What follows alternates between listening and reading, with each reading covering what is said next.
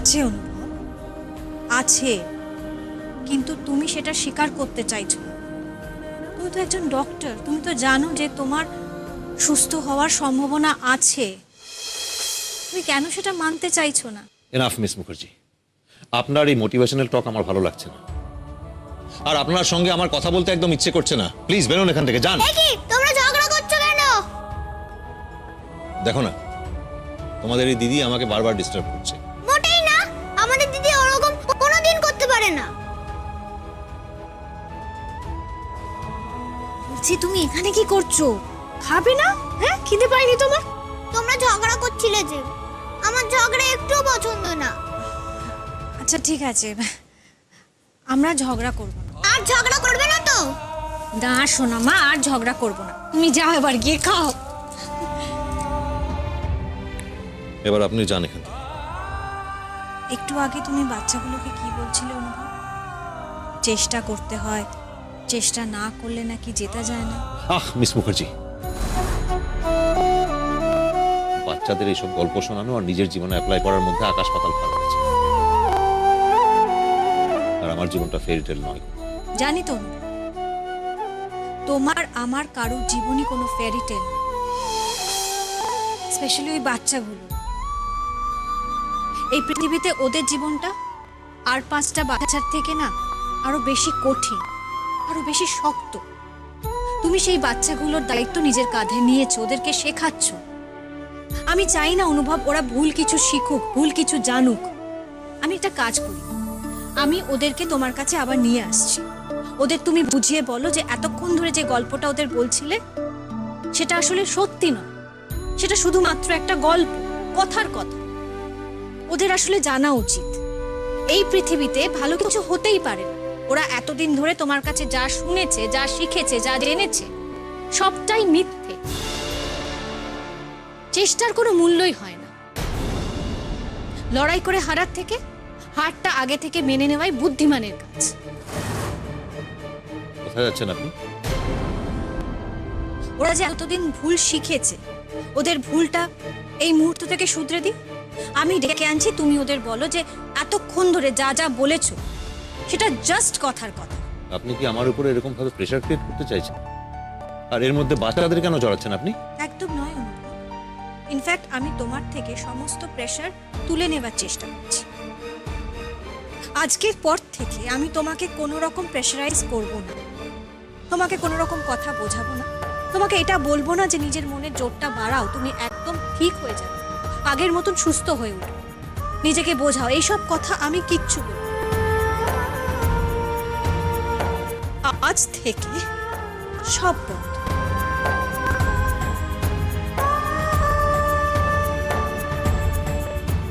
অ্যাপয়েন্টমেন্টটা কখন? ফিজিওথেরাপিস্টের সাথে? সুজনকে বলে দিন আমার সঙ্গে ড্রাইভার থাকতেই হবে। ওখানে লোক আছে, তারা আমাকে হেল্প করে দেবে, আর কারো দরকার হবে না। বেশ,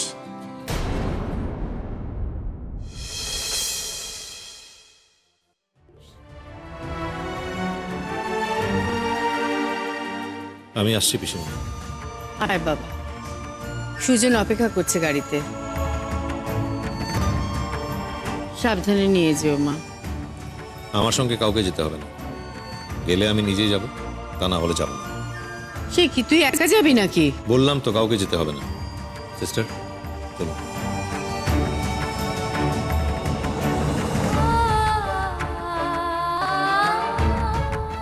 কি হবে আনন্দী? ও একা একা যাবে কি করে? সুজন ওকে সামলাতে পারবে? তুমি চিন্তা করো না পিসি, আমি থাকবো, অনুভবের পাশে পাশে সবসময় থাকবো। তুমি একটা কাজ করো, বাচ্চাদের খাইয়ে দাইয়ে ওদের হোমে পাঠানোর ব্যবস্থাটা করে দাও।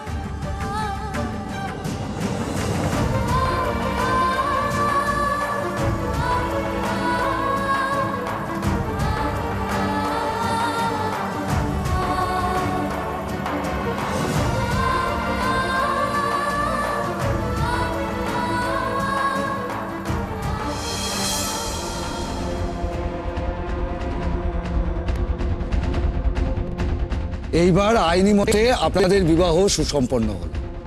Congratulation sir, congratulation madam.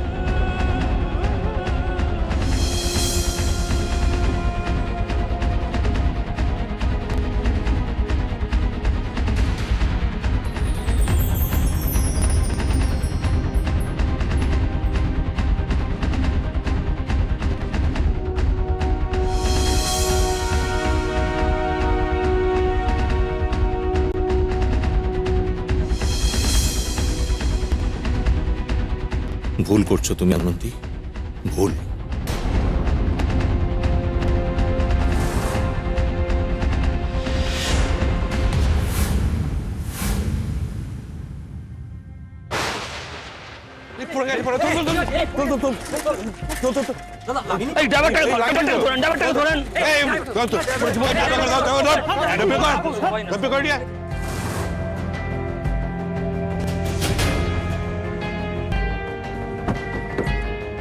Accident করে গাড়িতে বসে থাকো, বেরো বেরো বেরো।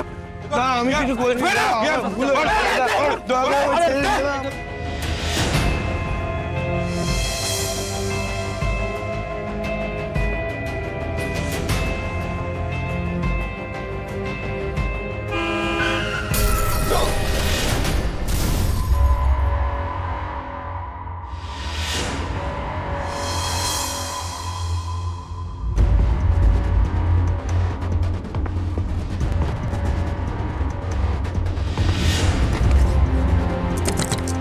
অনুভব,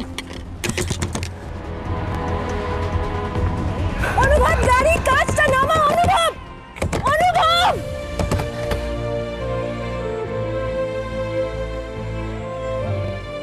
এই তো আমি এসে গেছি। কিচ্ছু হবে না তোমার, কিচ্ছু হবে না, কিচ্ছু হবে না অনুভব। এই তো তুমি তুমি একটু বসো, আমি এক্ষুনি আসছি। কিচ্ছু হবে না, আমি এক্ষুনি আসছি। আমার ভুল হয়ে গেছে, দয়া করে আমায় ছেড়ে আরে দাও। তোকে কি করছেন কি? কেন মারছেন এভাবে? ইচ্ছা করে কেউ অ্যাক্সিডেন্ট করে নাকি? চোখে দেখতে পায় না তো বেরিয়েছে কেন গাড়ি নিয়ে রাস্তায়? মার দিলেই শাস্তি হবে। আপনারা যদি এভাবে অসভ্যতামি করেন তাহলে কিন্তু আমি পুলিশ ডাকতে বাধ্য হব। যার লেগেছে সে কোথায়? দিদিকে রাখা, দিদিকে বল। দাদা আপনার কি খুব লেগেছে? মানে আপনাকে কি ডাক্তারের কাছে নিয়ে যেতে হবে? না দিদি, আমার সেরকম লাগেনি, আমি আসলে গাড়িটা খেয়াল করিনি। শুনলেন তো, শুনলেন ওনার কথা? এরপরেও আপনারা ড্রাইভারকে মারবেন? উনি তো ভয়ে কোনো কথাই বলছে না, আমরা সব দেখেছি। বড় লোকের গাড়িগুলো রাস্তার মানুষকে মানুষ বলে মনেই করে না। যদি মানুষ বলে না মনে করতো তাহলে গাড়ি থেকে নেমে এসে এইভাবে আপনাদের কাছে হাত জোড় করে ক্ষমা চাইতো না। আমি আবারও বলছি, একটু বোঝার চেষ্টা করুন। ও ইচ্ছা করে অ্যাক্সিডেন্টটা করেনি, একটু শুনুন আমার কথা। দিদি আপনার এত দরদ কিসের? আপনি কেন নাক গলাচ্ছেন সব ঝামেলায়? দেখুন, একটু বোঝার চেষ্টা করুন। ও আসলে একজন পেশেন্টকে নিয়ে যাচ্ছে ডাক্তারের কাছে, গাড়িতে পেশেন্ট বসে রয়েছে। আমি আবার হাত জোড় করে আপনাদের বলছি, প্লিজ একটু বোঝার চেষ্টা করুন।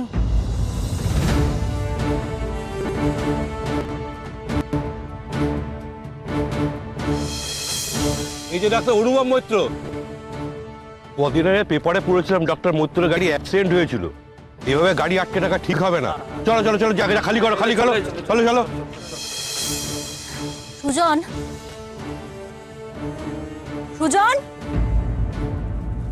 সুজন কোথায় গেলে? সুজন,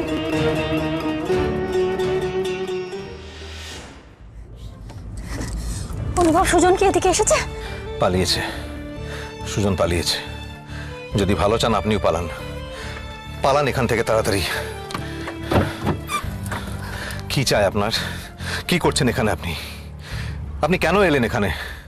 বারণ করেছিলাম না? আমি বলেছিলাম না যে আমি একা যাব ডাক্তারের কাছে? আপনি কেন এলেন? ফলো করছিলেন আমাকে, তাই তো? এটাকে যদি ফলো বলো তাহলে আমি তোমাকে ফলো করছিলাম। তুমি কি আমার একটা কথা শোনো অনুভব, যে আমাকে তোমার সব কথা শুনতে হবে? ভুলে যেও না আমি তোমার স্ত্রী। স্ত্রী হয়ে কি করবেন আপনি? সুপার ওমেন হয়ে কি গাড়িটাকে রাস্তা থেকে সরিয়ে দেবেন? নাকি আমার এই জগদ্দল পাথরের মতো 100 কিলো শরীরটাকে আপনি সরাবেন? কি করবেন? গাড়ি চালানোর মতো অবস্থায় তো আমিও নেই, আপনিও চালাতে পারবেন না। তাহলে কি করবেন এখন? আমি বারবার বারণ করেছিলাম যে আমি কোথাও যাব না, কোথাও যাব না, কিন্তু আপনি আমার কথা শোনেননি, আমাকে জোর করে পাঠিয়েছিলেন আপনি। এক মিনিট,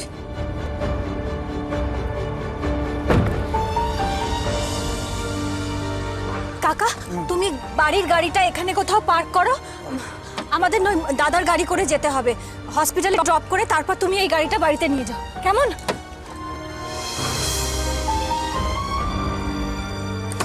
আমাকে গাড়িটাতে বসতে দাও প্লিজ, আপত্তি করো না। কেন? ইচ্ছে করছে তাই। বাড়িতে তখন বাচ্চারা ছিল তাই তোমাকে কিছু বলতে পারিনি। এই রাস্তায় দাঁড়িয়ে দাম্পত্য কলহ করতে কি খুব ভালো লাগছে? কি বললেন?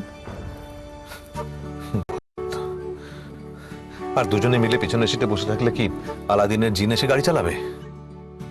হতেই পারে।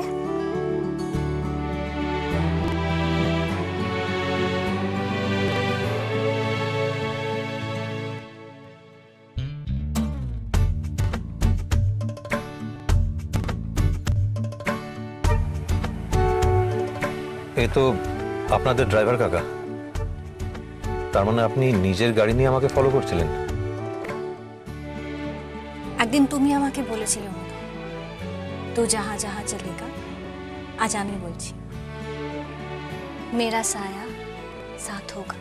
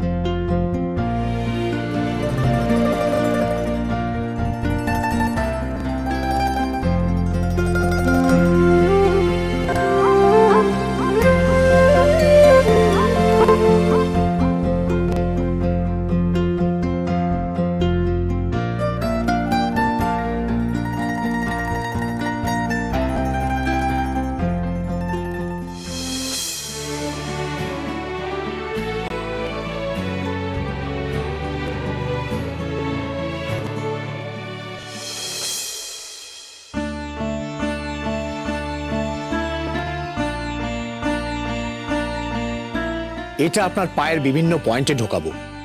কম বেশি যেমন ফিল করবেন আপনি আমাকে জানাবেন। শার্প বা মাইল্ড বললেই হবে। ওকে।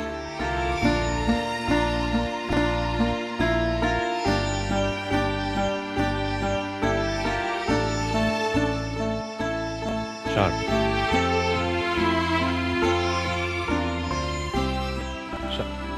না, মাইল্ড।